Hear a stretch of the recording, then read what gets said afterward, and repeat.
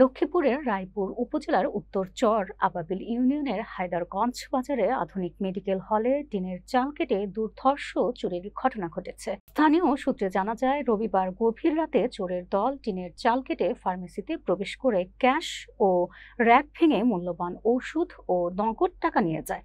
ফার্মেসির মালিক মোহাম্মদ নাইম হোসেন রাকিব জানান, চোরেরা অধিকাংশ দামি ইনজেকশন, ইনসুলিন, ক্যান্সার ও হরমোন জাতীয় ওষুধ নিয়ে গেছে, যার বাজার মূল্য কয়েক লক্ষাধিক টাকা ছাড়িয়েছে। পাশাপাশি নগদ 1 লক্ষ টাকারও বেশি চুরি হয়েছে। এর আগে চলতি মাসে একই ধরনের কৌশলে রায়পুর বাজারের মেসাস আমিনা ফার্মেসি ও আমিন ফার্মেসিতে চুরির ঘটনা ঘটে।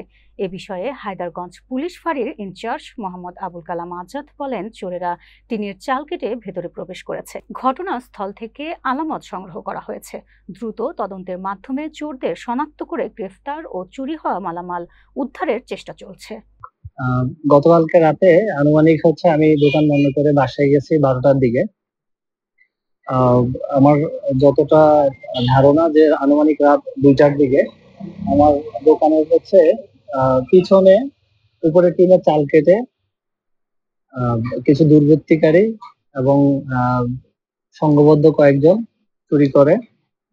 এর মধ্যে আমার দোকানে নগদ অর্থ ছিল প্রায় 1.5 থেকে 2 লাখ টাকার মতো, আর আমার কিছু দামি দামি প্রোডাক্ট যেগুলো দুর্বৃত্তকারীরা ওরা চুরি করে নিয়ে যায়।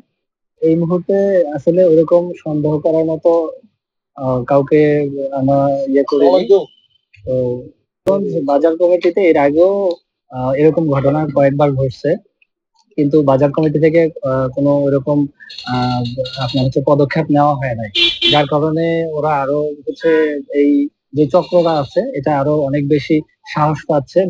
আমার নাম মোহাম্মদ মুসা। এই বিষয়ে আমার মতামত হলো, বাজারে কোনো প্রহরী নাই, যা দু একজন আছে ওরা টেকেল দিতে পারে না, প্রহরী আরো দরকার। এই নিয়ে দোকানে আরেকবার চুরি হয়েছে, কিন্তু কেউ কোনো পদক্ষেপ নিতেছে না।